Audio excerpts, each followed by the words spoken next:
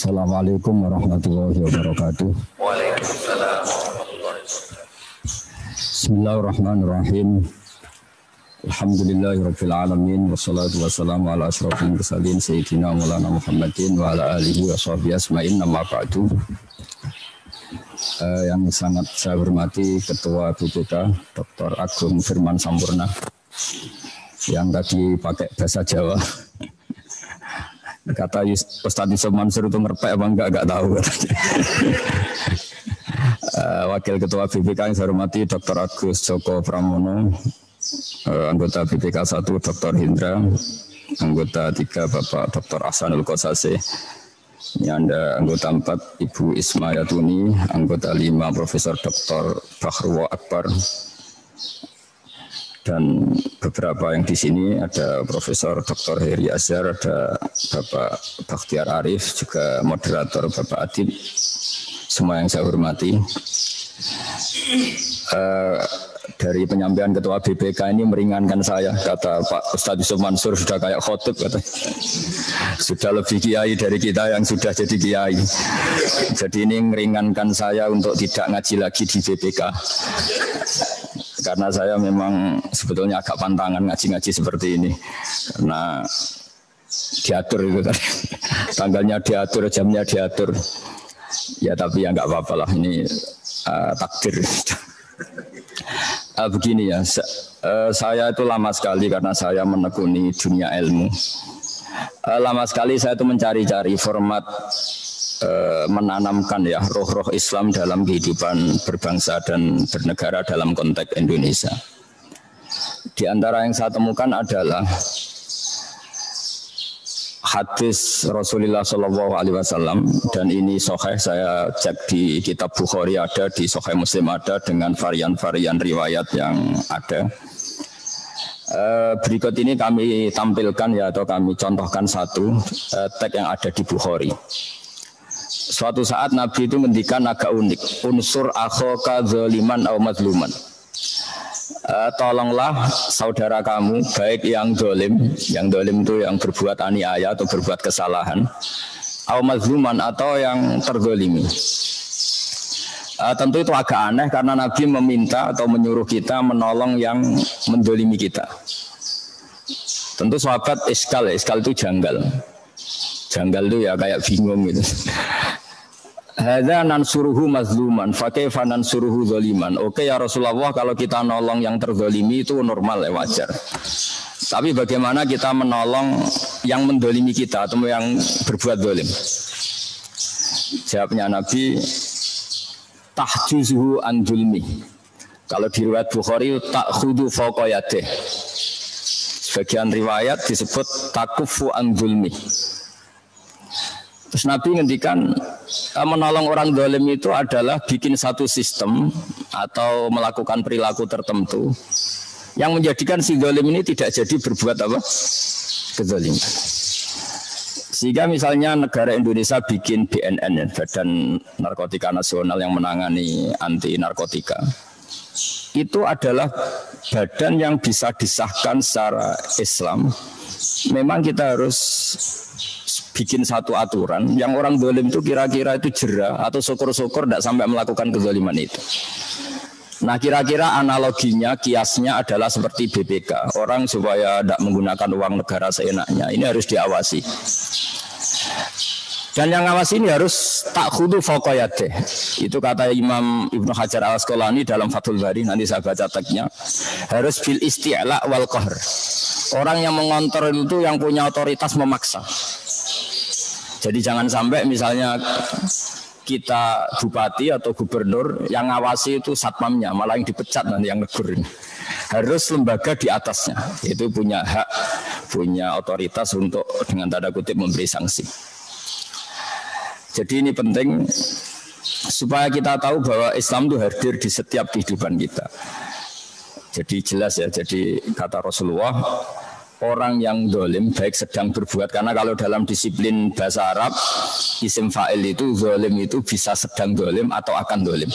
Jadi kalau orang Arab bilang misalnya syarib itu berarti saya sudah minum. Tapi kalau asyrobu bisa saya sedang minum atau akan minum. Begitu juga di isim fa'il. Zolimun sedang zolim atau akan zolim. Nah yang akan atau sedang dan akan ini harus diawasi oleh satu institusi atau lembaga atau otoritas yang di atasnya. Supaya syukur-syukur kezaliman ini tidak pernah terjadi. Atau kalau kadang terjadi diberi sanksi supaya menjadi efek jerah pada yang lain. Jadi ini supaya kita dapat berkahnya ngaji karena ini kitab yang paling sahih setelah Al-Quran. Saya baca asli teksnya dalam kitab Bukhari. Ini di kitab saya halaman 387 juz 2 kitab Fathul Bari. Teks dalam Bukhari berbunyi begini. Haddatsana Musaddad, haddatsana Mu'tamir an Humaid an Anas radhiyallahu anhu qala Rasulullah sallallahu alaihi wasallam unsur akhaka zaliman aw mazluman. Qalu ya Rasulullah hadza nansuruhu mazluman fa kaifa nansuruhu zaliman. Terus qala ta'khudhu fawqa yadihi. Terus dalam sarah disebutkan oleh Ibnu Hajar Al-Asqalani, beliau terus cerita sekian riwayat dalam makna yang sama. Qauluhu ta'khudhu fawqa yadihi. Terus beliau ngendikan wa fi riwayati Mu'ad an Humaid indal Ismaili yakufuhu anil zulmi fadzaka nasruhu iya. Terus dalam beberapa sarah dijelaskan qala al-Baihaqi ma'nahu anna adz-dzalim mazlumun fi nafsi fadkhulu fi ratul mar'i an zulmihi li nafsi. Terus di sini disebutkan bil isti'la wal qahri. Jadi yang punya otoritas melarang itu harus orang-orang yang punya kekuasaan. Jadi misalnya BPK, entah saya tidak tahu mekanismenya apa, terus dilaporkan polisi, ditangani pihak yang berwajib ketika melihat satu kesalahan. Nah ini penting supaya kita tahu bahwa syariat Islam itu sebetulnya bukan hanya menyangkut orang yang mencuri terus harus dipotong tangannya terus sesuai sanksi-sanksi itu. Ada aturan dalam Islam yang mungkin saat kita tidak sempurna, memang kita tidak pernah sempurna. Itu ada kaidah yang disebut al-maisur la yasqutu bil ma'sur. Ini memang saya sengaja akan matur secara fikih. Jangan sampai agama ini menjadi alat analisis tapi kemudian tidak ada riwayat. Saya sudah janji sama Tuhan, bukan sekedar sama BPK, janji sama Allah Subhanahu wa taala bahwa umat ini berhak mendapat wirasah nabawiyah. Jadi kalau saya ngaji tidak pakai kitab, itu artinya Anda mendapat pendapat saya. Anda mendapat makalah saya, Anda mendapat ide saya. Padahal umat Islam ini berhak mendapat sumber yang paling murni yaitu Rasulullah Shallallahu Alaihi Wasallam. Sebab itu saya sudah berkomitmen kalau ngaji ya pakai ayat Quran atau pakai hadis atau pakai ihya atau pakai kitab-kitab yang mu'tabar supaya umat ini dapat yang terbaik. Jangan sampai umat itu mendapat pendapat kita. Pendapat kita itu potensinya itu tidak benar. Ya ada potensi benar tapi banyak tidak benernya. Karena sekali benar itu pasti tidak pendapat sebetulnya. Copy paste atau hanya ngikuti pendapat-pendapat ulama sebelumnya. Cuma biar keren dia aku pendapatnya sendiri. Jadi rata-rata yang benar itu sebenarnya tidak pernah pendapatnya sendiri. Cuma supaya keren seakan-akan itu pendapatnya sendiri. Nah yang nggak benar betul dari dia karena ulama dulu jarang salah, hampir nggak pernah salah. Ini catatan dari saya kenapa saya kalau ngaji sering bawa kitab itu sebenarnya sederhana supaya umat ini dapat yang terbaik yaitu dari aina yashrabu bihal muqarrabun sumber yang masih asli yaitu Al-Qur'an dan hadis. Nah, dalam masalah BPK saya sering guyon sama Mas Adib. Anda jadi pegawai BPK ya harus istighfar kata saya. Karena bahasa kasarnya itu lembaga harus uzon. Karena kalau ada orang bupati kok hidupnya agak boya-boya ini pakai uangnya siapa itu. Jadi kalau di pondok itu kayak keamanan itu kalau ada santri keluar mau apa, kemana, untuk apa. Jadi agak dilegalkan Bang Suudon. Tapi tidak tahu apa itu waspada apa suudon itu biasanya orang Indonesia pinter ngeles. Jadi kalau suudon dibahasakan apa? Waspada. Saya sering ada seorang satpam di UI Jogja datang ke saya, Gus saya ini satpam, saya sering ngaji jenengan. Yang ganjel ke saya ini harus uzon. Gitu. Padahal Islam melarang apa? Dan biasanya kalau ada mahasiswa kuliah pakai motor pinjaman, untuk ketika motor berjejer-jejer itu lupa tadi minjem motor warna apa, kan semuanya dicoba. Nah, itu pasti satpamnya langsung reaksi, ini ada apa ini kok semua dicoba. Setelah ditanya ternyata jawabannya, wah ini tadi saya pinjam motor milik teman saya, jadi nggak sempat niteni, nggak sempat mana yang saya pinjam, sehingga saya coba-coba. Tapi dia sudah keburu suudzon, terus tanya ini hukumnya gimana suudzon seperti itu? Ribet kan? Atau misalnya saya bupati punya kekayaan warisan, terus saya liburan di Singapura, ketemu Mas Adib, mesti dia berhak curiga, saya enggak. Karena beliau punya otoritas BPK, saya enggak berhak curiga, dia berhak curiga. Ini kan jadi tidak adil. Saya curiga ke dia enggak boleh karena diberi otoritas, dia curiga ke saya boleh. Padahal sama yang ke Singapura ini karena saya anak orang kaya misalnya. Tapi harus disuudoni karena saya pejabat apa? Publik. Jadi kalau orang fikih itu tertariknya itu sama hal seperti itu. Saya punya kajian kitab dikarang oleh Habib Muhammad bin Abdillah Al-Haddar, mertuanya Habib Umar. Namanya Ajalatus Sibab. Itu beliau cerita tentang hay'ah, tentang lembaga. Itu bagus sekali. Termasuk lembaga agama. Beliau cerita ini yang terkait saya dan Ustadz Yusuf Mansur adalah misalnya lembaga agama. Bagus enggak? Lembaga agama didirikan untuk ngecek mana aliran yang salah atau benar, mana kelompok yang salah atau benar. Jawabannya lucu ya agak menggelitik. Di antaranya begini jawabannya. Ya kalau Anda misalnya di Iran, terus kemudian dibacakan satu teks alaikum bi jama'atil muslimin atau alaikum bil jamaah wa man sadza finnar, ya perasaannya orang Iran tuh ya Syiah karena mayoritas itu Syiah. Tapi kalau dibaca di Arab Saudi ya mayoritas itu Wahabi. Jadi kira-kira NU ya tersangka, Muhammadiyah tersangka. Tapi kalau dibaca di Indonesia selain NU Muhammadiyah atau selain ormas-ormas yang besar ya jadi tersangka karena mayoritas ya itu, yang lainnya minoritas.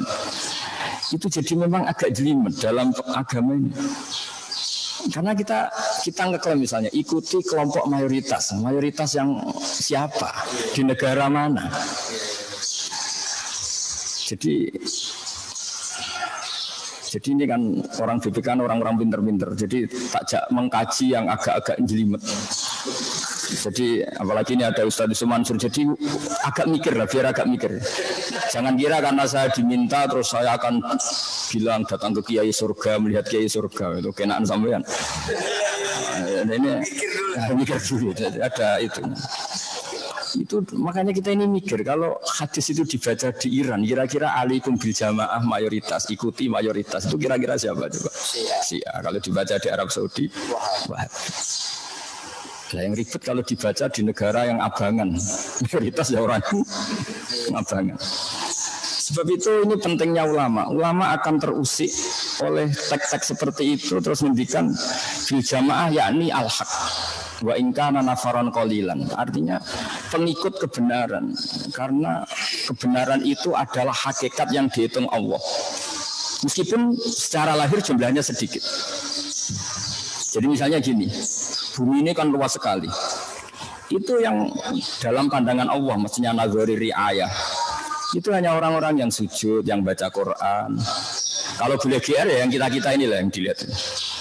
Sehingga dalam hadis qudsi masyhur itu Allah ngendikan, saya melihat penduduk bumi, kemudian saya ingin mengadab mereka karena mereka berbuat maksiat, curang, gini. Tapi ketika saya melihat ada yang sujud, ada yang baca Quran, ada yang bertasbih, kemudian azab itu saya urungkan. Artinya yang dianggap jamaah oleh Allah adalah orang yang bereksistensi terhadap kebenaran, meskipun jumlahnya sedikit. Tapi sedikit ini yang dilihat Allah. Jadi ibarat misalnya saya punya anak yang saya cintai, ikut bis, semuanya pemabuk, semuanya orang maksiat. Terus malaikat Israel lah, atau malaikat bagian panitia musibah misalnya. Ini mobil mau saya hancurkan, mau saya gulingkan. Pasti yang dipertimbangkan Allah. Tapi jangan, di situ ada anaknya orang soleh misalnya, atau ada orang soleh. Meskipun jumlahnya satu dibanding mayoritas tadi yang 50, tapi ini yang dipertimbangkan. Nah, di sini pentingnya ayat wa ma kana Allahu liyu'adzibahum wa anta fihim. Jadi Allah tidak akan menyiksa komunitas besar. Di situ masih ada nabi. Nah, nabi itu bisa fisik, zaman nabi hidup tentu itu fisik. atau tidak fisik. Misalnya mahabbatu Rasulullah sallallahu alaihi wasallam fi qulubihim. Nabi tidak wujud secara fisik, tapi keberhadirannya ada di hati kita. Itu juga menjadi alasan lah kira-kira dibahasakan gitu. Allah tidak menyiksa. Wa ma kana Allahu yu'adzibahum wa anta. Jadi contoh analogi paling gampang, Anda misalnya melihat orang Jakarta karena misalnya banyak maksiat, terus Anda ingin Jakarta kena adab. Tapi kalau di situ ada anak kamu, ada putri kamu, ada santri kamu, ada orang-orang yang kamu cintai, tentu ingin nggak kena adab. Meskipun orang yang benar ini minoritas. Begitu juga misalnya Rembang juga gitu, semua contoh seperti itu. Nah, sehingga ada ulama mengatakan alaikum bil jamaah itu bi isobatil haq, kelompok yang benar meskipun jumlahnya sedikit, karena itu mahallu nazarillah, itu yang menjadi pertimbangan Allah. Makanya di sebuah riwayat disebutkan laula rijalun ruk'aun wa subyanun ruddaun wa bahaimu rutta'un la subabna alaikumul adzab subba. Andai kan saya tidak melihat beberapa orang yang melakukan sujud, beberapa anak-anak kecil yang masih mentetek ibunya, yang masih menyusu sama ibunya, dan beberapa hewan, diantaranya itu malah Allah menyebut itu karena hadis qudsi hewan, karena hewan itu nggak bisa berdosa karena tidak mukallaf, maka akan saya turunkan azab. Nah, di sini pentingnya nafarun qalil, kelompok kecil tapi mempertahankan apa? Kebenaran. Sehingga kebenaran itu sebetulnya tidak harus menang-menang banget, karena itu nggak mungkin lah. Karena namanya mamin yaumin illa ba'dahu syarrun minhu, kata Nabi, tidak ada hari kecuali berikutnya akan lebih buruk, lebih buruk. Tapi bahwa kebenaran ini harus ada, karena itu mahallu nazarillah. Nah, lalu kebenaran itu apa? Kebenaran adalah mengikuti konsep yang dibawa Rasulullah SAW. Di antaranya adalah ada otoritatif ahlul haq yang bisa mengkontrol ahlul batin. Jangan sebaliknya ahlul batil mengontrol ahlul haq. Jadi kira-kira ya ada lembaga BNN yang pengedar narkoba itu takut. Berarti yang hak menang, yang batil kalah. Buktinya yang lari yang pengedar narkoba, jangan polisinya yang lari. Jangan kayak di Kolombia dulu, yang aparatnya sampai takut sama bandar apa? Narkoba.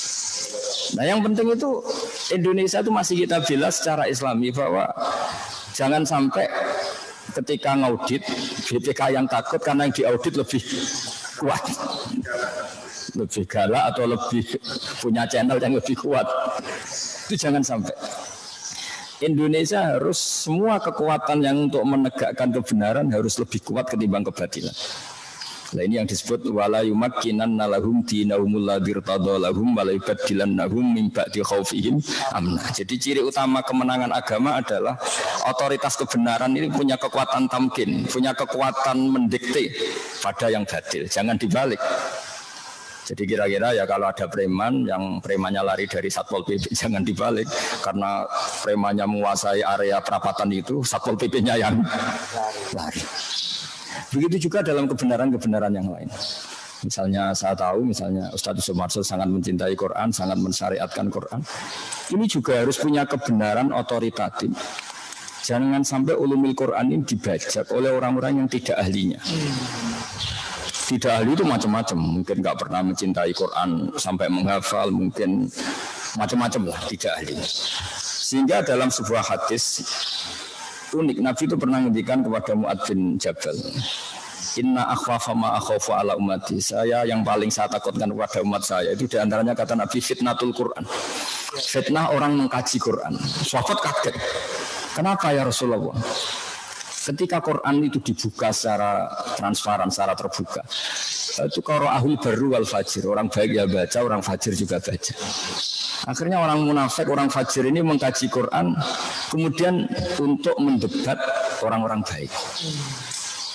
Masyhur itu di Quran banyak cerita ketika Nabi menerangkan qadha qadar, ketika Nabi dengan asiknya ngendikan masya Allah kana wa malam yasa lam yakun. Mereka juga jawab wa qala alladziina asyraku law syaa Allahu ma asyrakna. Ya kalau gitu Muhammad kita syirik ya kersane Allah, kita miskin ya kersane Allah, kita maling juga kersane Allah, ngapain Anda larang-larang? Yang unik dalam ilmu sosial, orang-orang kafir itu kalau disuruh Nabi, itu orang-orang miskin itu kasih makan. Ya Muhammad, tentu mereka manggilnya jangkar. Ya Muhammad, itu sudah direncanakan Tuhan memang miskin dia. Jadi kalau saya beri makan itu merusak rencana Tuhan.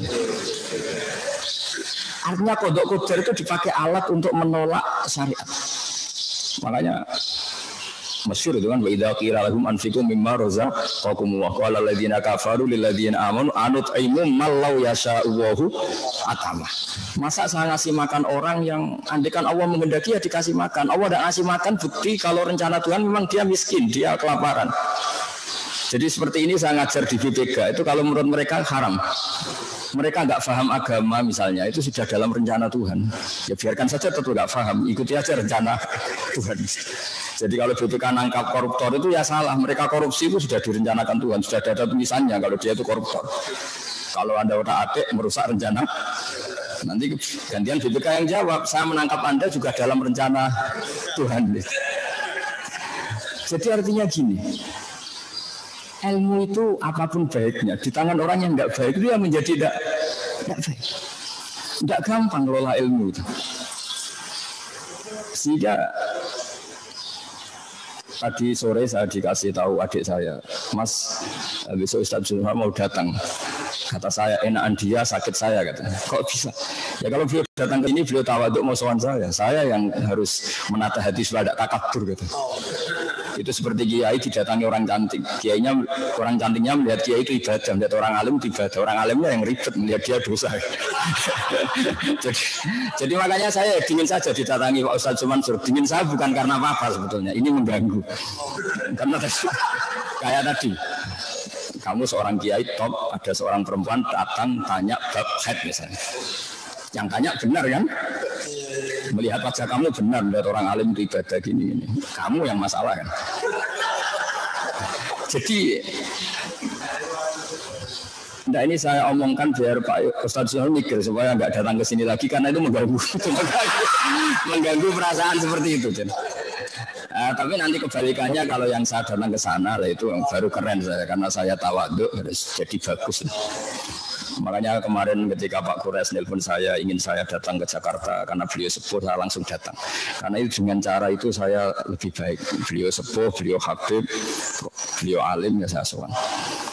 Sebenarnya saya juga pernah diminta kapan-kapan beliau mau ke sini tapi saya mikir waduh ribet ini. Maksudnya lebih mengganggu karena nanti beliau terlalu benar, saya terlalu salah. Jadi itu ilmunya ulama. Jadi Quran juga gitu. Kita ini mikir Islam ini dibawa kemana? Kalau kita ngomong Islam secara serius, nanti bagi orang awam menjadi tanfir. Jangan kira sering baca Quran itu dibenarkan Nabi terus ya tidak juga. Kadang yang sering baca itu malah salah.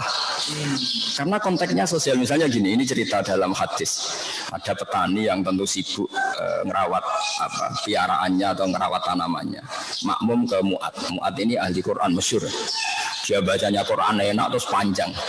Singkat cerita si petani ini mufarokoh itu melepas ikatan sholat dengan imam, kemudian dia meneruskan sholatnya sendiri, itu sah dalam fikih. Mu'ad tersinggung, kemudian bilang nafaqah fulan, ini orang munafik, diajak sholat secara baik dan benar malah lari mufarokoh. Akhirnya dua orang ini lapor kepada Rasulullah, yang satu lapor, ya Rasulullah ini Mu'ad gak benar. Ngimami di daerah pertanian kok bacanya Baqarah. Kita akhirnya terganggu pekerjaan kita. Itu dulu petani aja terganggu, apalagi kalau kernet, apalagi kalau supir. Terus, tapi uniknya apa? Yang disalahkan Nabi itu yang Mu'ad. Afattanun anta ya Mu'ad. Kamu ini tukang fitnah. Inna minkum munafirin. Kamu ini menjadikan orang lari dari Quran. Gara-gara kamu baca panjang, akhirnya orang ini kecelok lari dari Quran. Jadi tidak gampang ngelola kebenaran. Jadi yang disalahkan Nabi itu yang Mu'ad, bukan yang karena menyebabkan orang lari dari Quran karena kelamaan. Makanya saya sering cerita ke kiai-kiai, kalau Anda tahlil jangan lama-lama. Nanti orang itu bosan sama la ilaha illallah. Sebenarnya bosan sama Anda, tapi Anda kuat lama karena Anda aktornya kan. Iya kan, kita misalnya yang ngomong kan kita aktor mesti betah, tapi yang dengerin corong Jawa gak lakon, ngapain lama-lama sadak lakon. Makanya saya kalau ngaji di mana-mana itu mesti cepat, tak jamin. Makanya tidak usah khawatir lama-lama, ini pasti saya cepat. Saya betah lama karena saya aktor, tapi kalau sampai karena kemungkinannya sampai itu dua. Kalau paham ya ingin nggak lama-lama karena sudah paham. Kalau tidak paham namanya nggak paham ya nggak asik. Kadang setengah paham setengah enggak, ini yang ribet. Jadi saya mohon semohon-mohonnya ngelola Islam di Indonesia. Kalau kita mutabakhir, kalau kita cukup punya bacaan, itu masih bisa cari padanan-padanan itu dalam referensi Islam. Yaitu di antara ciri utama agama diridani Allah adalah wala yumakkinanna lahum dinahumul ladzi irtadalahum wa la yubaddilannahum min ba'di khaufihim amna. Dulu yang memperlihatkan Islam takut sama orang kafir karena orang kafir mayoritas. Dulu ketika banyak begundal, banyak preman, orang yang soleh takut sama preman. Jadi sekarang alhamdulillah barokahnya ada BNN yang pengedar narkoba yang takut, barokahnya ada BPK, KPK yang korupsi yang takut. Itu sudah menang kita. Karena ada khaufuz zalim min sholihin, orang yang zalim takut sama orang soleh. Jangan sampai kita ngalami yang soleh takut sama yang zalim. Sehingga dalam hadis itu disebut oleh Nabi ta'khudu fawqiyatih. Ada fauqiyatan kata Ibnu Hajar Al-Asqalani, kebenaran harus punya fauqiyah, punya otoritas yang lebih tinggi ketimbang kezaliman. Nah, caranya gimana kalau dalam dunia sosial? Dalam dunia sosial itu kita bikin satu komunitas mayoritas dan sehingga itu menjadi kebenaran yang luar biasa. Saya tadi malam sama Gus Zofur sama putra-putra Mbah Mun banyak di sarang tadi malam sampai malam. Itu di antara kajian kita adalah kesuksesan banyak tokoh kita, mulai Mbah Hasyim, Mbah Ahmad Dahlan sampai semuanya lah. Tokoh-tokoh kita mulai dulu Jamiah Khairiyah dan semuanya lah yang berjasa. Itu dulu ketika mendirikan NU itu saya pernah diceritani Gus Hasib putra Mbah Wahab pernah main ke sini. Aku mau kepengen pejabat itu sholat gitu. Singkat cerita, suatu saat beliau ke sini sama saya cerita-cerita ringan, terus saya cerita agama di Indonesia itu sudah menang. Kenapa? Sekarang nyalon bupati kok terkenal tidak sholat, itu pasti kalah. Apapun kaya Anda pasti kalah. Terkenal nyun sewu selingkuh pasti kalah. Artinya ada tolok ukur agama yang menjadi ukuran kamu dipilih atau tidak dipilih. Jadi tanpa kita memaklumatkan negara Islam, tapi nilai-nilai Islam ini sudah bahkan jadi ukuran sebagai tolok ukur apa? Politik. Kamu risih kan dengan pimpinan Anda misalnya nyuwun sewu orang yang nggak sholat, yang nakal, yang ini itu pasti nggak nyaman. Artinya apa? Nilai-nilai agama di Indonesia itu sudah alhamdulillah sudah menjadi nilai politik. Ada bupati di Rembang atau gubernur kok terkenal nggak sholat, itu pasti nggak kepilih. Terkenal apa zalim atau terkenal otoriter, terkenal menyepelekan orang kecil, pasti nggak dipilih. Artinya sudah ada ukuran yang tahu-tahu kebenaran agama ini sudah menjadi apa? Ukuran. Nah itu sudah benar karena ngendikan Allah Ta'ala wa'mur bil urfi. Urf itu sesuatu yang mudah dikenalin. Jadi kebenaran kita di Indonesia sudah soro urfian, menjadi sesuatu yang mudah dikenalin. Karena maknanya ma'ruf itu arafahul aqlu wasar'u. Yang dikatakan mungkar adalah angkarahul aqlu wasar'u. Sehingga kebenaran itu menjadi wa'tamiru bainakum bima'ruf. Usahakan kebenaran menjadi nilai bersama. Iktimar itu kalau ilmu sorof mengatakan sorol khairu mu'tamaron bainakum. Sesuatu itu menjadi urusan bersama. Di Indonesia itu alhamdulillah.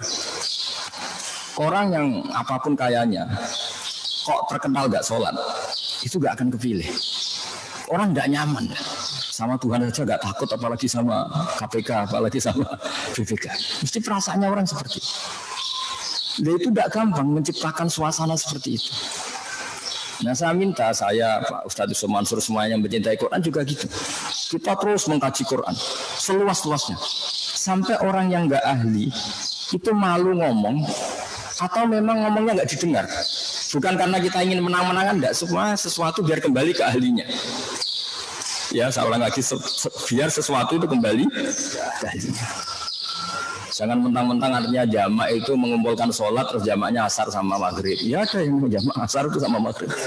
Karena yang dimaksud jamak itu mengumpulkan dua sholat. Terus qashar itu meringkas sholat dari 4 menjadi 2. Maunya diambil 50%. Akhirnya subuh diambil 50% ya 1. Tapi barokahnya aturan jamak itu dipraktekkan guru-guru kita, rombongan bis jamak apa-apa. Mereka tahu, oh ternyata jamak itu hanya zuhur dan asar, asar dengan zuhur, maghrib dengan isya. Jadi kebenaran itu menjadi amron urfian, sesuatu yang jadi konsensus. Tidak boleh kamu benar sendiri, itu namanya kitmanul ilmi. Saya banyak baca tafsir. Itu kalau mengutarakan kebenaran yang masyhur di Indonesia, misalnya tafsir Jalalain, tafsir Munir, itu indah sekali. Misalnya ketika ada ayat, jika kamu bepergian dan kamu ingin mengqashar sholat, falaisa alaikum junahun an taqsuru minas sholat.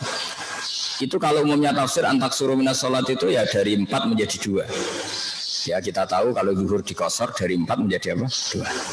Tapi sebetulnya itu tafsir yang kurang luas. Kata banyak ulama mufassir yang lebih luas, qasrun itu artinya mencendak atau meminimalkan dari aturan yang banyak menjadi aturannya sedikit. Jadi dari 4 menjadi 2 itu juga qasrun. Dari 4 menjadi 2. Atau dari aturan itu 4 menjadi 2 itu juga qasrun. Misalnya aturan normalnya sholat itu orang nggak boleh kena najis.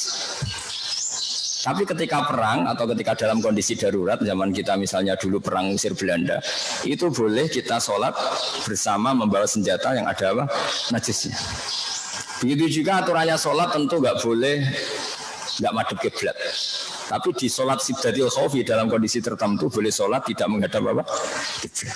Itu juga namanya antak suruh minas sholat.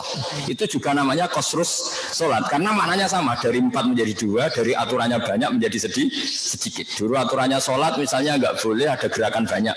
Tapi di kondisi tertentu kayak kita dulu zaman ngusir penjajah, harus ada gerakan banyak. Misalnya kamu tengah sholat mau ditembak, harus lari dan nggak harus membatalkan apa?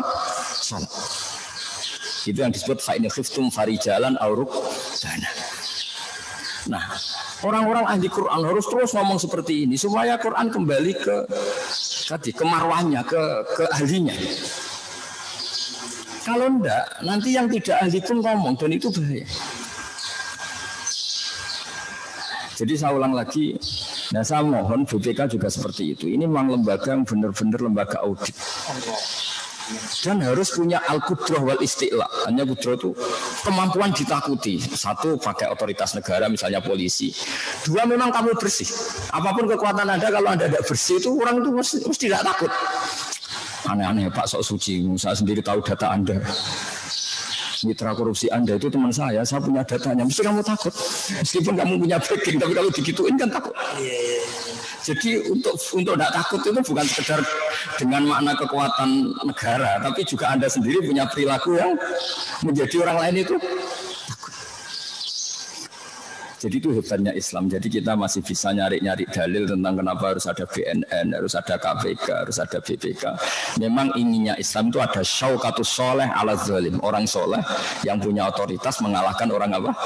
Zalim. Jangan sampai orang zalim yang punya otoritas mengalahkan orang apa? Soleh. Sehingga kenapa Nabi semuanya harus menang? Sebenarnya Nabi itu gak ingin menang. Semua Nabi itu orientasinya akhirat. Tapi kenapa semua Nabi di akhirnya menang? Supaya al-haq ini harus ada aja al-haq wa zaqal batil. Begitu seterusnya sampai urusan tauhid. Terakhir ini saya mencontohkan tauhid supaya kita dapat berkahnya insyaallah. Semoga semua kita husnul khotimah. Logika tauhid kata Ibnu Hajar al-Asqalani itu juga harus al-hujjatul balighah. Qul falillahil hujjatul balighah. Argumentasi yang kelima, yang final. Sebab itu logika atau argumentasi oleh Allah sebagian disebut sultanan. Sultan itu raja, raja itu mengalahkan rakyatnya. Sehingga logika yang benar Allah menyebut sultanan. Sultan itu logika, hujjah. Nah kenapa itu penting? Kata banyak ulama, jangan sampai logika batil itu menyelimuti pikiran banyak orang, kemudian mengalahkan logika hak. Misalnya dulu kita tahu kalau baca sejarah, orang-orang Gerwani itu kalau didik anak-anak kecil, ayo pejamkan mata, ayo minta permen sama Tuhan. Terus Tuhan saya minta permen, terus nggak dapat permen.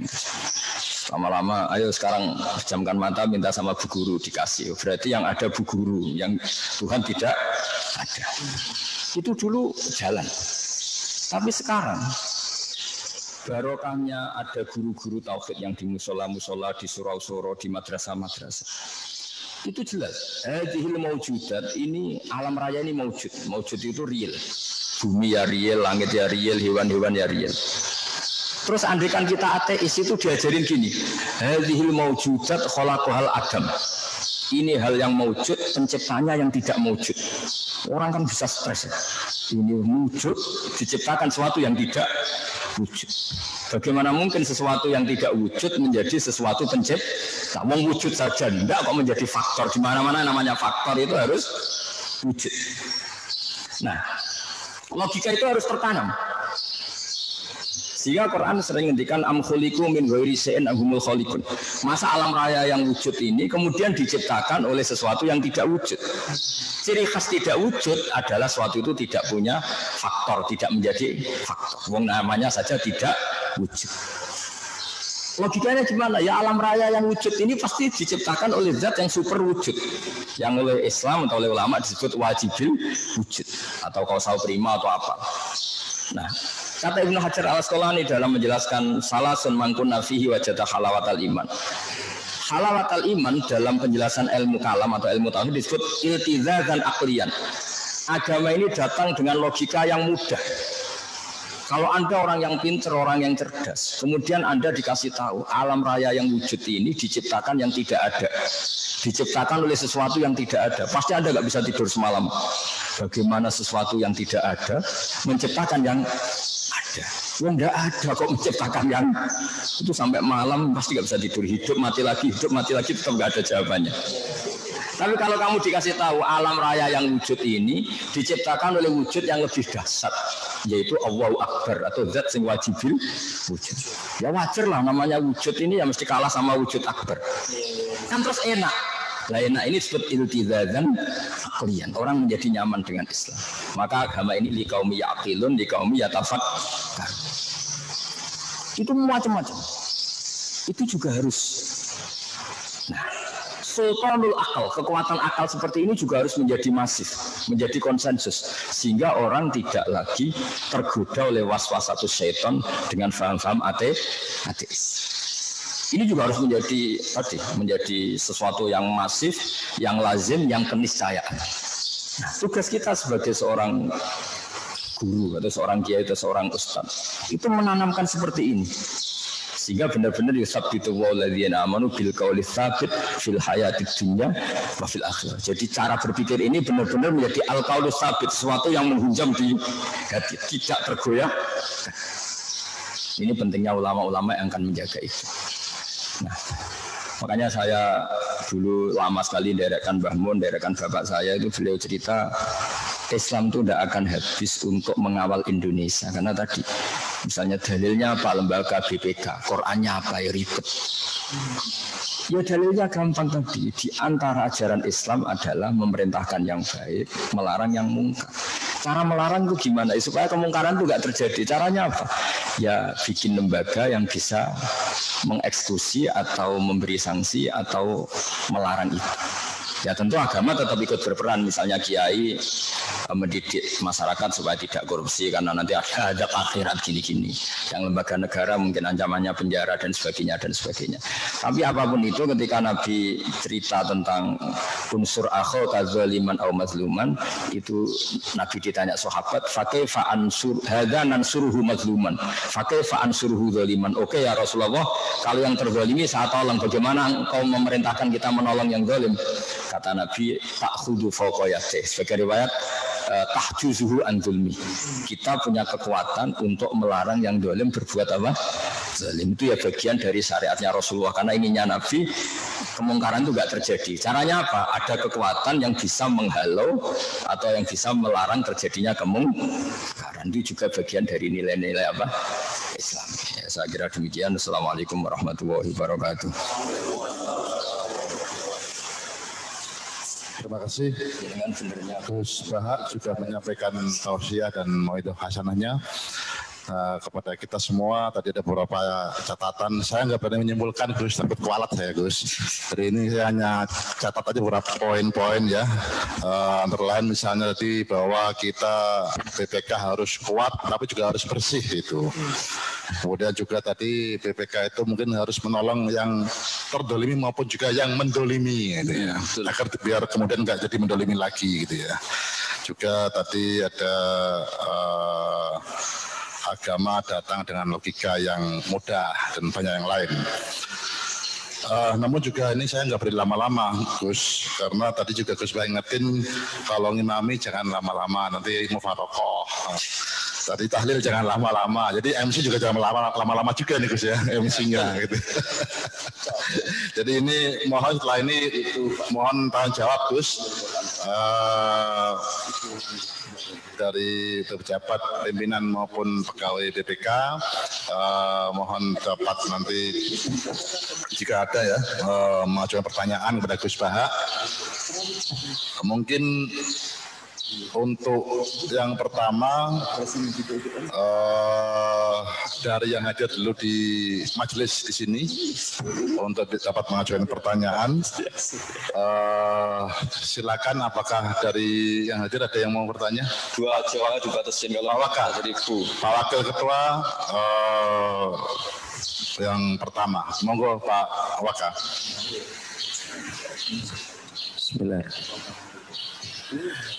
Bismillahirrahmanirrahim. Assalamualaikum warahmatullahi wabarakatuh. Saya ada beberapa pertanyaan Gus. Saya ini sering dengar ceramahnya Gus melalui YouTube. Cuma santri-santrinya Gus itu motongnya jadi pendek-pendek itu. Jadi lebih banyak nggak ngertinya daripada ngertinya, karena langsung kepada pokok permasalahan, langsung kepada sampul.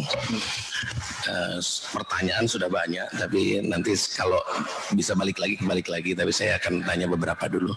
Yang pertama terkait dengan kelembagaan kami, Gus. Terima kasih nasihatnya, terima kasih diberitahu dasar teorinya. Namun ada pertanyaan secara praktik Gus.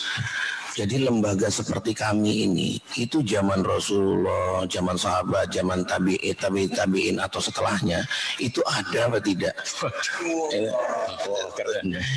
Itu yang pertama Gus. Untuk melihat secara praktikalnya. Kemudian yang kedua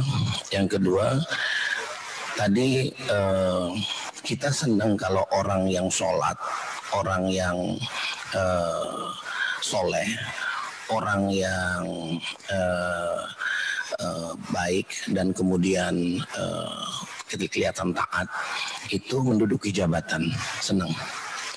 Nah kita ini pimpinan di BPK Gus.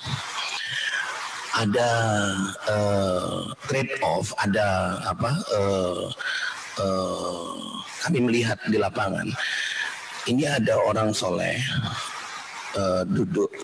sudah duduk di jabatan, tapi kok kerjanya nggak becus gitu. Sholat ini. Nah pilihannya lalu kita mau ganti orang yang tidak lebih soleh itu seperti apa Gus? Takut kualat juga di akhirat kan. Seperti apa pilihan-pilihannya? Itu pertanyaan dari organisasi ya Gus ya. Boleh lanjutkan lagi Gus? Ya. Kalau ini pertanyaan dari YouTube. Jadi dengar nggak ngerti catat, banyak sudah. Jadi Gus pernah ngomong di YouTube itu menjelaskan Quran surat Al-Baqarah ayat 224 yang Allah berfirman, janganlah kamu jadikan nama Allah dalam sumpahmu sebagai penghalang untuk berbuat kebajikan, bertakwa dan menciptakan kedamaian di antara manusia. Jadi kita sudah bersumpah dengan nama Allah untuk misalnya tidak silaturahmi, tapi kemudian jadi silaturahmi. Nah pertanyaannya praktikalitasnya itu Gus, begitu kita membatalkan itu apa yang kita lakukan? Kafarat kah? Apa minta maaf kah? Atau tobat kah? Atau apa? Itu praktikalitasnya. Karena apa? Dan kok ya ada logika orang bersumpah dengan nama Allah untuk berbuat sesuatu yang nggak baik gitu. Itu jadi saya kalau diizinkan mau terus tapi mungkin 3 dulu ya. Ini 1 tapi sudah 3 ini. Terima kasih Mas Adib ya. Terima kasih. Berarti sudah 3 ini. Tambah bonus Gus. Terima kasih Pak Wakil Ketua Bapak Agus Joko Pramono. Selanjutnya kami minta dari Zoom misalnya dari pimpinan atau dari pegawai panitia ada ini enggak yang bertanya enggak dari Zoom? Raise hand. Oh, ini ada yang bertanya dari, wah ini jauh nih. Ini dari panitia saya dikasih tahu ini muhibinnya Gus Bahak dari timur Gus, dari Ternate Gus. Oh, Ternate ini, jadi jauh-jauh. Di sana udah siang, udah 2 jam lewat nih ini. Silakan yang dari Ternate Mas Hilman Fauzi Mubarok. Silakan di panitia, silakan dibuka menu unmute ya, silakan. Ya. Assalamualaikum warahmatullahi wabarakatuh. Assalamualaikum warahmatullahi wabarakatuh. Mohon izin Pak Ketua, Pak Wakil Ketua, dan para pimpinan BPK. Terima kasih atas kesempatan yang diberikan oleh moderator. Perkenalkan, saya Hilman dari Maluku Utara. Gus, ada pertanyaan yang ingin saya sampaikan terkait dengan yang selama ini kami selaku pemeriksa BPK sering alami gitu.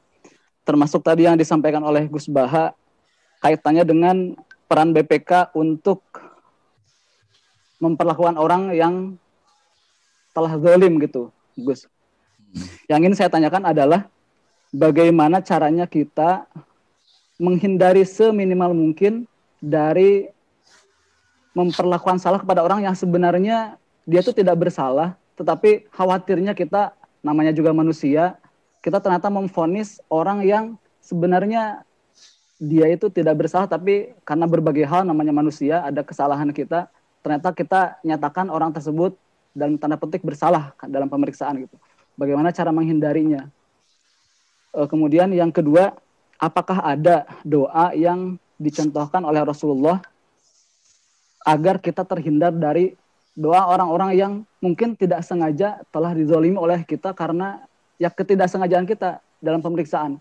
Karena mau tidak mau bagi beberapa orang diperiksa itu suatu hal yang ya kita sudah sebaik apapun, seprofesional apapun kita berlaku kepada yang kita periksa. Kadang ada beberapa yang mungkin nggak pas gitu penerimaannya. Nah, bagaimana caranya khawatirnya orang-orang tersebut mendoakan kurang baik kepada kita begitu. Terima kasih Gus atas jawabannya dan kesempatan yang diberikan kepada saya atas pertanyaan ini. Terima kasih. Wassalamualaikum warahmatullahi wabarakatuh.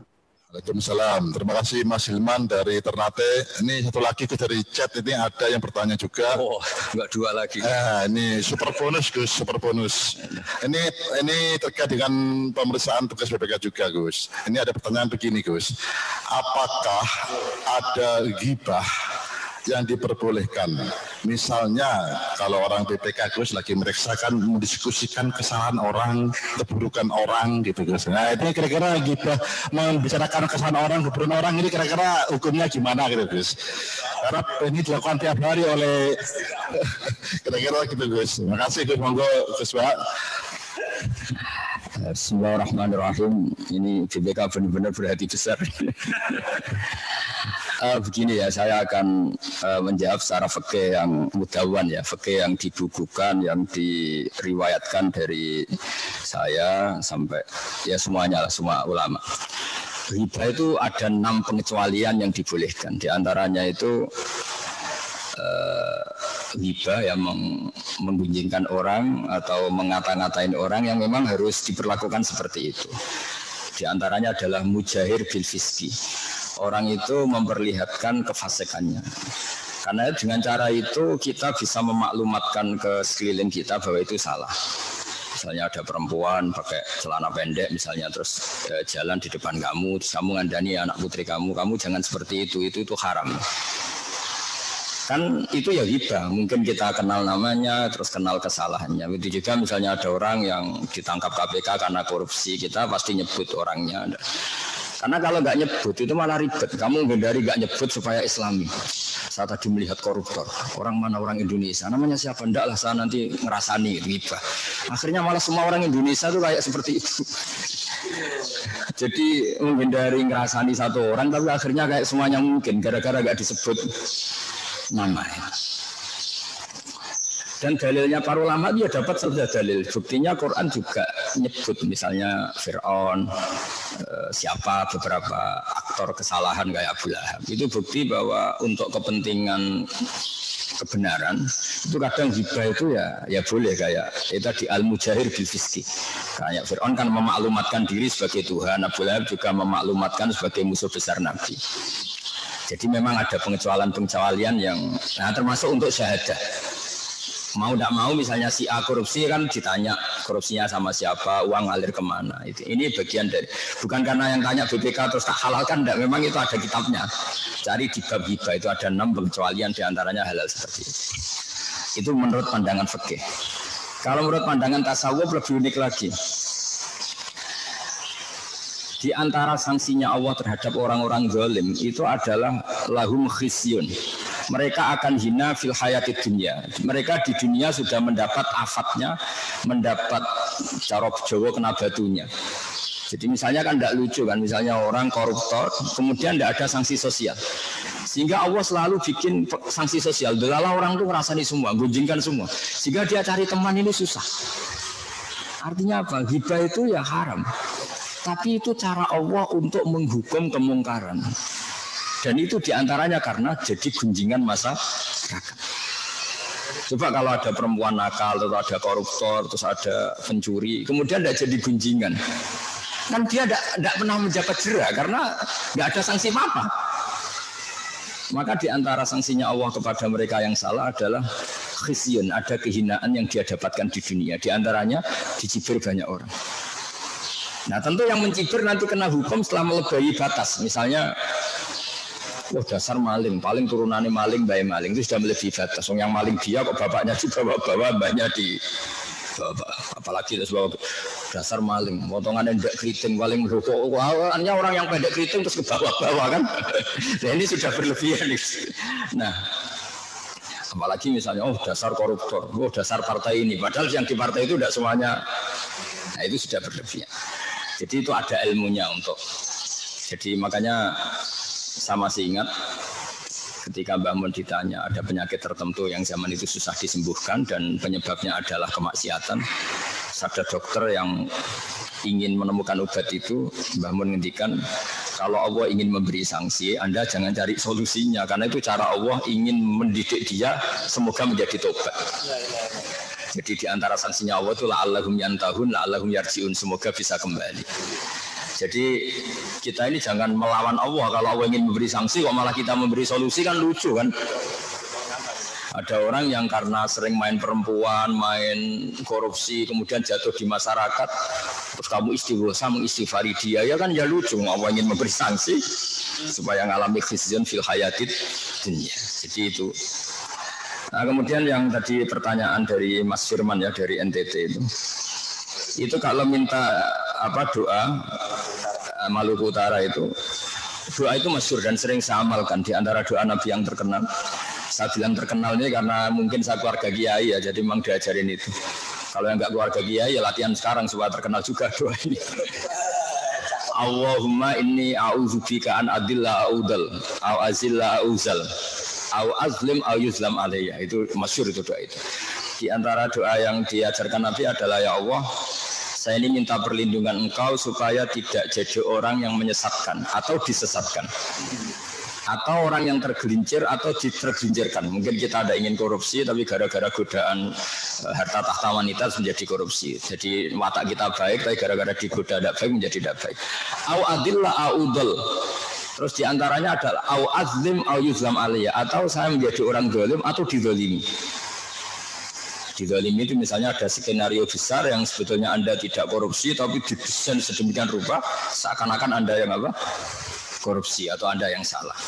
Jadi itu memang mulai dulu di antara yang dibicarakan Quran adalah siapa yang melakukan kesalahan sumaya rumi bihi barian, kemudian kesalahan itu ditimpakan pada orang yang sebetulnya ada salah. Barian itu maknanya orang enggak salah. Faqatih tamala buhtana wa ismam. Jadi ada di Quran sudah dibicarakan orang-orang yang enggak salah tapi didesain sedemikian rupa oleh kekuatan besar seakan-akan dia yang salah. Misalnya saya koruptor, bisa mengatur sedemikian rupa seakan-akan gajah ini legal, bisa menyuap legislasi atau legislator supaya ini diundangkan secara benar, padahal hakikatnya ini kepentingan. Itu juga ribet kalau seperti itu. Atau mungkin kita di dunia agama juga sama. Kita seakan-akan soleh sendiri, terus mengajarkan orang supaya banyak ngamal ke kita, sementara kita sendiri tidak tanggung jawab di depan Allah Subhanahu wa Ta'ala. Saya punya contoh begini kalau dalam fikih. Saya sedang mengurus takmir masjid, tentu ingin masjid saya itu bagus. Bagus yang mana coba? Ketika kekuatan masyarakat saya hanya 500 juta, kemudian saya ingin masjid itu lampunya dari kristal, menaranya mewah, mesti saya disalahkan Allah. Karena yang dikatakan masjid itu tempat sujud. Kalau untuk sujud cukup, untuk alat sesuci cukup, ya sudah cukup. Karena keinginan mewah itu pasti nafsu sih. Wong sudah masyarakatnya tertinggal gitu, kok ingin masjidnya mewah. Nah di sini yang kadang Nabi itu ngeritik masjid. Di antara alamatnya kiamat adalah orang berlomba-lomba membangun masjid. Itu maksudnya dalam konteks wong masyarakatnya miskin, ada kewajiban untuk ngerawat ibunya, ngerawat anaknya, ngerawat yang fardu ain, kok dipakai sesuatu yang statusnya tidak fardu ain. Di sini yang mendapat kritik. Tapi kalau masyarakatnya mapan dan uangnya lebih-lebih ya gak apa-apa bicara masjid mewah. Jadi kita ini masih dalam koridor fikih. Dan itu memang harus difikirin, termasuk misalnya gini yang saya alami, saya ini kan kiai. Buat acara tidak penting, saya itu belum pernah ngundang alumni acara call-nya bapak atau acara kelahiran anak, saya itu tidak pernah. Pikiran saya sederhana, kalau saya ngundang hari ini misalnya, bisa saja santri saya yang sudah alumni itu sudah janji mau kerja di siapa. Dan dia rezekinya hari itu kalau kerja, gara-gara panggilan kiai dia harus datang ke sini. Untuk acara yang tidak fardu ain, tapi santri saya harus meninggalkan kewajiban yang berstatus fardu ain. Maka saya dosa. Jangan kira kalau kiai itu tidak bisa dosa, ya dosa. Apalagi kalau kiainya agak engkek, jebule kono taman tok. Sudah mengundang orang yang meninggalkan fardu ain untuk keluarganya demi selera, yaitu bikin taman. Jadi makanya saya jadi kiai ini termasuk kiai yang masih original. Hal-hal gitu itu tak hindari betul. Karena tadi efek fikihnya itu berat. Termasuk jenengan datang ke sini, saya tidak tersandung amat. Bisa saja Anda punya kewajiban berdoain di rumah. Tapi kok datang ke sini hanya untuk ngaji, yang mungkin ini tidak berdoain, baru fardu kifayah. Saya juga nggak tahu. Makanya tetap butuh istighfar. Sampai Rabi Adam mengatakan wastighfaruna yahtaju ilal istighfar. Kita sudah benar saja butuh istighfar. Karena jangan beri kebenaran kita ada kebenaran lebih penting yang kita tinggalkan. Tidak segampang itu. Makanya disebut wastighfaruna yahtaju ilal istighfar. Kita istighfar masih butuh istighfar. Misalnya sholat awal waktu itu bagus sesuai teks hadis. Tapi andaikan semua orang sholat awal waktu itu tidak bagus. Mbah Mun itu sholatnya akhir waktu. Kiai Karim Berboyang. Karena apa? Andaikan semua sholat di awal waktu, maka akan dikira bahwa aturan sholat sah harus di awal waktu. Kalau semuanya melakukan, pasti jadi konsensus. Yang lama-lama dikira aturannya seperti itu. Maka harus ada 1-2 pondok yang sholatnya harus akhir. Untuk menjaga konstitusi bahwa batas akhirnya sampai situ. Jadi itu tidak gampang jaga. Seperti tawaf itu yang baik itu ya jalan kaki. Semua sahabat tawaf ashabi Rasulillah musyatan berjalan semua. Tapi Nabi tawaf rakiban, Nabi pas itu masih siap tawaf rakiban, tawaf dengan naik unta. Itu kata Imam Nawawi dalam kitab Majmu', andaikan Nabi tawaf secara jalan, maka akan dikira syarat sahnya tawaf harus jalan. Maka Nabi wajib melakukan tawaf secara berkendara untuk menjaga konstitusi ilmu bahwa di antara sahnya tawaf boleh dengan berkendara, dan itu barokahnya sampai sekarang. Akhirnya orang berani tawaf pakai kursi roda, pakai skuter karena iktibar Nabi pernah tawaf secara berkendara. Nah, Nabi berkendara di sini itu fardu ain untuk menjaga konstitusi ilmu bahwa tawaf sambil berkendara itu sah. Maka sebagian kiai harus ada sholat akhir supaya tetap menjaga konstitusi bahwa batas akhir sholat itu sampai seperti itu. Kalau semuanya sholat di awal, pasti itu dikira aturan sahnya sholat harus di awal. Jadi tidak gampang apa. Ya memang sebagian kiai kebablasan, kayak saya itu jarang sholat qobliyah ba'diyah. Supaya orang tahu kalau itu sholat sunat gitu. Ya ada yang kebablasan itu. Karena kalau semua kiai sholat qobliyah ba'diyah, lama-lama orang kira itu wajib. Sampai yang mau Islam nginceng, kok sholatnya kok lama sekali. Nanti wajib semua capek sekali. Jadi itu memang konstitusi ilmu itu agak jelimet. Makanya di karang kitab fikih itu sampai 20 jilid. Kayak Imam Nawawi ngarang Majmu' itu kitab saya itu 27 jilid. Karena jaga konstitusi ilmu itu tidak gampang ya tadi. Nabi ketika ditanya, trennya juga sama. Al-ajub bi qadri ta'am, namanya pahala sesuai tingkat kesulitan. Tapi ternyata yang Nabi sendiri itu ketika tawaf itu naik unta. Sahabatnya tetap jalan. Saya sahabat baiknya ya jalan karena al-ajub bi qadri ta'am. Tapi Nabi baiknya memang berkendara. Tanpa itu tidak ada alasan hukum orang tawaf pakai kursi roda. Jadi ini ilmu. Jadi kalau semua orang sholat di awal waktu, pasti lama-lama itu dikira sahnya sholat harus di awal. Yang lebih parah Abdul bin Mas'ud itu kalau ada orang kok duha tiap hari disuruh, apa kamu menyampaikan duha dengan sholat fardu? Ya seminggu sekali lah atau seminggu 2 kali. Itu nanti ada tandingan fardu. Lucu kan?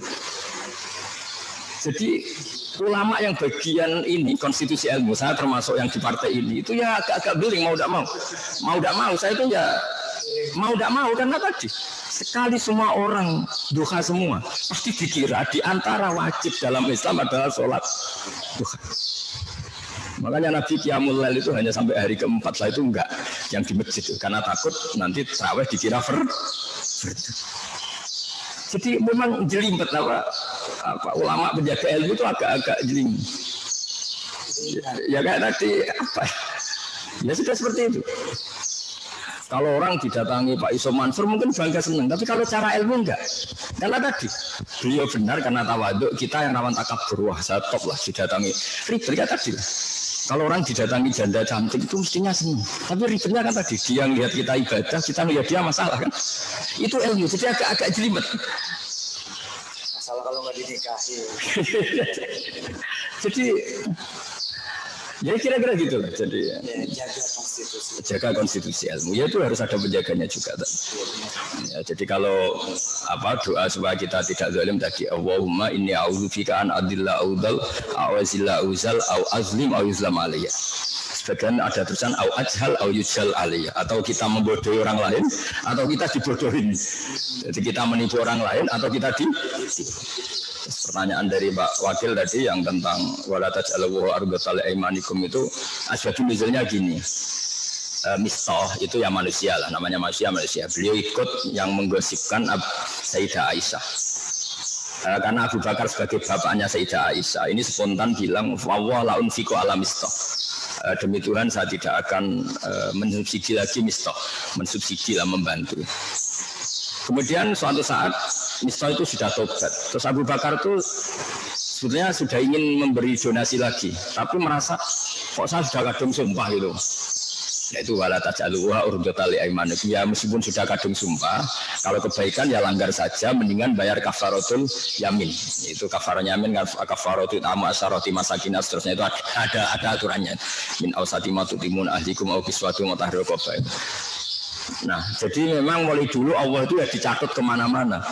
Mulai dulu, termasuk orang kafir yang satu rokaat. Kenapa kamu tidak ngasih makan orang miskin? Ini miskin dalam rencana Tuhan. Kalau saya kasih makan berarti saya merusak rencana Tuhan. Anut aimu malau yasha'uwahu atah. Masa saya ngasih makan orang yang andikan Allah berkehendak juga dikasih makan. Sama dulu orang kafir itu kalau bully Nabi juga gitu. Muhammad kalau ada sapi mati, unta mati itu yang mematikan siapa? Allah. Agama kamu itu aneh, yang dimatikan Allah langsung haram, yang lewat tangan-tangan manusia malah halal. Harusnya ini orisinil, lebih halal, karena Allah sendiri yang langsung mematikan. Coba. Jadi kalau nuruti nyatut Allah itu banyak orang kafir pun ya. Muhammad, kalau kamu itu rasul betul, gini loh.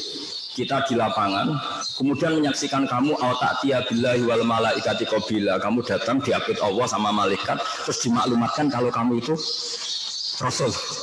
Ya doa nama Allah. Jadi kita yang mengkaji ilmu itu, makanya kita yang kiai itu orang sidik-sidik Allah ya, karena yang nyakut sudah banyak. Enggak gampang ngelola ilmu lagi-lagi, enggak gampang. Imam Malik itu jarang nyebut Allah dalam konteks yang kurang baik. Sampai ada orang miskin minta, ya Imam Malik saya minta uang. Kemudian Imam Malik itu hanya diem. Gak diduit. Gitu. Terus ditanya sama temannya, kenapa engkau tidak bilang Razaqakallah? Gitu. Semoga engkau dikasih rezeki tambah harus lewat saya. Gitu. Kata Imam Malik, Inni ujilluwaha an azkura ismahu indaman yakrahu sima'ah. Saya tidak ingin menyebut Allah di kondisi yang orang itu kira-kira disebut Allah juga tidak hormat karena dalam konteks mangkok. Orang minta gak dikasih itu kan sudah mangkok. Sudah mangkok didoain rozakok Allah, butuhku duit bukan itu, kan apa mangkok. Mendingan Imam Malik bentengi Allah bilang, gak di duit. Kono mergawe nak ganti duit. Mendingan dia yang terkenal sinis daripada menyebut Allah kemudian Allah jadi korban. Sampai segitunya ulama. Jadi ulama itu nyebut Allah aja diperhitungkan ya. Saking jelimetnya jaga konstitusi ilmu. Jadi ditanya sama temannya, kenapa engkau tidak bilang rozakok Allah misalnya, semoga Allah ngasih rezeki. Ini orang baru minta tidak kesampaian ini kan anaknya mangkel. Ya lu duit gitu nggak tuh. Sama kan seperti kita mungkin zaman anak-anak mahasiswa itu kalau sowan ke Pak D-nya cuma sangoni selamat butuh duit sangoni selamat. Jadi ada kalimat-kalimat yang bagi orang tertentu tidak menarik. Apalagi nyebut Allah ya, kata Imam Malik, ini ujillu isma'u. Saya ini memuliakan asma Allah supaya tidak saya sebut di depan orang yang baru enggak akan takzim ketika nama itu disebut. Itu ya ada ilmunya gitu. Makanya taswala tas'aluha urbatal ya iman. Ya saya kira demikian. Assalamualaikum warahmatullahi wabarakatuh. Waalaikumsalam warahmatullahi wabarakatuh.